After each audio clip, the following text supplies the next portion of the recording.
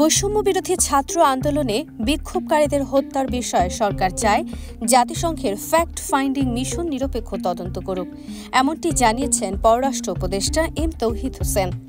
15 August দুপুরে পররাষ্ট্র মন্ত্রণালয়ে জাতিসংঘের আবাসিক প্রতিনিধি রাশিয়া ও জাপানের রাষ্ট্রদূতের সঙ্গে বৈঠক শেষে সাংবাদিকদের ব্রিফিংকালে তিনি একথা বলেন।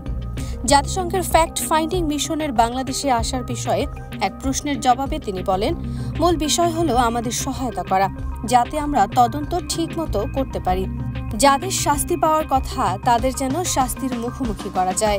বর্তমান সরকারের অবস্থান খুবই পরিষ্কার, যারা এই অপরাধগুলো করেছে এবং যারা হুকুম দিয়েছে তাদেরকে অবশ্যই বিচারের সম্মুখীন করতে হবে।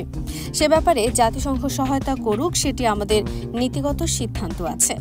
সিদ্ধান্ত হয়েছে তাদের আমরা যুক্ত করব। বাকি বিষয়গুলো 3টা মিনিস্ট্রি মিলে ঠিক করে নেব। তারা স্বাধীনভাবে নিজেদের অর্থায়নে তদন্ত করবেন বলে জানিয়েছেন। সে বিষয়ে জানতে চাইলে উপদেষ্টা বলেন, অর্থায়নই সবকিছু না, তারা স্বাধীনভাবেই করুক, কিন্তু তারা যদি তদন্ত করতে যান তাদের নিরাপত্তার বিষয়টিও তো দেখতে হবে। কাজেই স্বাধীন যতই হোক না কেন আমাদের উপর নির্ভর তো থাকতেই হবে। এই সরকারও চায় একটি স্বচ্ছ তদন্ত হোক, তার ভিত্তিতে আইনগত ব্যবস্থা হোক। আমরা পুরোপুরি আইন অনুযায়ী কাজটা করতে চাই।